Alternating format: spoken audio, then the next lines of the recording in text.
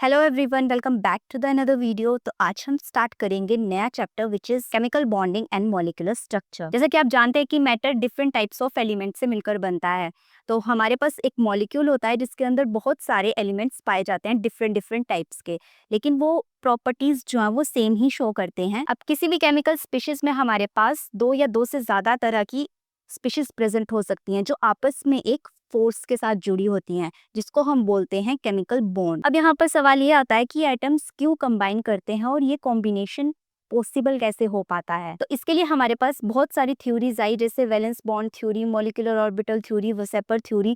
तो इस चैप्टर में हम वही थ्योरीज को सेपरेटली अलग अलग से कवर करेंगे। तो सबसे पहला टॉपिक है हमारा लुईस स्टोट सिंबल। हम किसी भी एटम का लुईस स्टोट स्ट्रक्चर कैसे लिखते हैं। अब केमिकल बॉन्ड की फॉर्मेशन के लिए बहुत सारे लोगों ने अलग अलग व्यूज दिए, लेकिन एक साइंटिस्ट आए कॉसेल, जिन्होंने एक लुईस स्टोट स्ट्रक्चर से उसकी सही एक्सप्लेनेशन दी। अब लुईस ने बोला था कि एटम जब केमिकल बॉन्ड में लिंक होते हैं तो वो एक स्टेबल ऑक्टेट को अचीव करते हैं, और हमारे पास जैसे कॉन्फ़िगरेशन आती है सोडियम और क्लोरीन की। अब जैसे हमारे पास Cl2H2F2 ये मॉलिक्यूल्स हैं, तो इनमें इलेक्ट्रॉन्स, इनमें बॉन्ड जो है हमारा केमिकल बॉन्ड वो हमारा बनता है by the share pair of electron. मतलब एक इलेक्ट्रॉन इस क्लोरीन का, एक इलेक्ट्रॉन इस क्लोरीन का, ये आपस में शेयर करेंगे तो एक बॉन्ड की फॉर्मेशन करेंगे।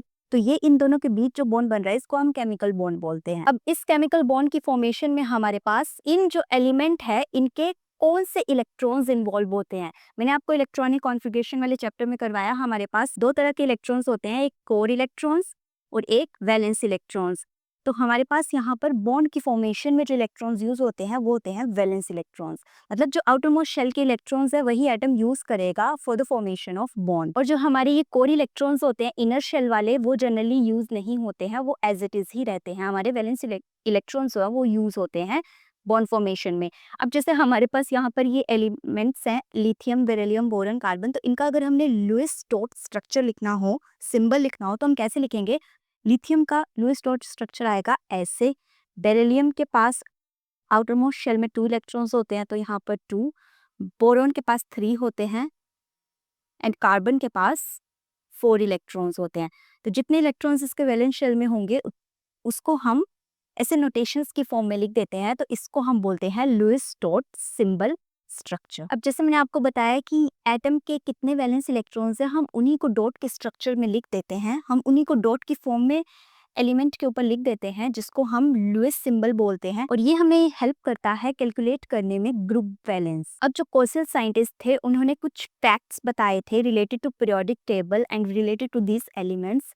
सबसे पहला उन्होंने बताया था पीरियोडिक टेबल में हाईली इलेक्ट्रोनेगेटिव हेलोजेंस और highly electropositive alkali metals separate होती हैं नोबल गैसेस से। और हमारे पास हेलोजन में नेगेटिव आयन की फॉर्मेशन और एल्कली मेटल्स में पॉजिटिव आयन की फॉर्मेशन डिपेंड करती है कि लिथियम जो है वो इलेक्ट्रॉन को लूज करेगा और फ्लोरीन जो है वो इलेक्ट्रॉन को गेन करेगा। मतलब एल्कली मेटल्स इलेक्ट्रॉन को लूज करेंगी और हेलोजन इलेक्ट्रॉन को गेन करेंगे। तो after the gaining of electron halogen के ऊपर नेगेटिव चार्ज आएगा और एल्कली मेटल्स के ऊपर पॉजिटिव चार्ज आएगा, और यही नेगेटिव और पॉजिटिव आयन एक्वायर करते हैं नोबल गैस की स्टेबल कॉन्फ़िगरेशन को। और ये नेगेटिव और पॉजिटिव आयन स्टेबलाइज्ड होते हैं by the electrostatic force of attraction. जैसे एग्जांपल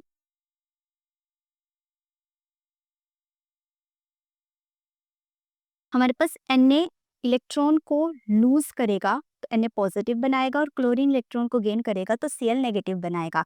अब ये Na पॉजिटिव और Cl नेगेटिव आपस में कंबाइन करेंगे तो ये बनाएंगे आइदर NaCl और Na पॉजिटिव और Cl नेगेटिव। तो ये आयंस जो है वो आपस में इलेक्ट्रोस्टैटिक फोर्स ऑफ अट्रैक्शन के थ्रू जुड़े होते हैं। अब पॉजिटिव और नेगेटिव आयन में इलेक्ट्रोस्टैटिक फोर्स ऑफ अट्रैक्शन के थ्रू जो बॉन्ड बनता है उसको हम बोलते हैं इलेक्ट्रोवैलेंट बॉन्ड। मतलब Na पॉजिटिव और Cl नेगेटिव के बीच में जो बॉन्ड बनेगा उसको हम बोलेंगे electrovalent bond.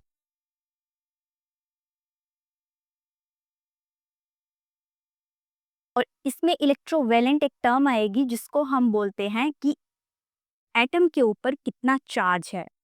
Electrovalent is equal to the charge upon the atom. Positive charge है मतलब +1 और नेगेटिव चार्ज है मींस -1। अब नेक्स्ट हम करेंगे ऑक्टेट रूल। एटम्स कंबाइन करते हैं either by transfer of valence electrons और by sharing of valence electrons in order to complete their octet means 8 electrons. तो उसको हम बोलते हैं ऑक्टेट रूल। ऑक्टेट का मतलब यहाँ पर होता है 8। और ये रूल डेवलप क्या था कोस्टल और ल्यूइस ने इन 1916। अब हम करेंगे covalent bond. What is covalent bond? अब कोवलेंट बॉन्ड को हम एक एग्जांपल के थ्रू समझते हैं। जैसे हमारे पास Cl2 मॉलिक्यूल है जिसमें क्लोरीन की कॉन्फ़िगरेशन होती है Ne।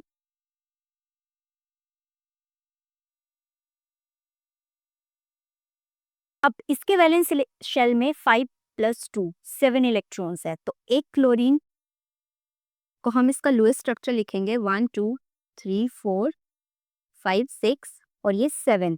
अब सेकंड क्लोरीन को हम ड्रॉ करते हैं।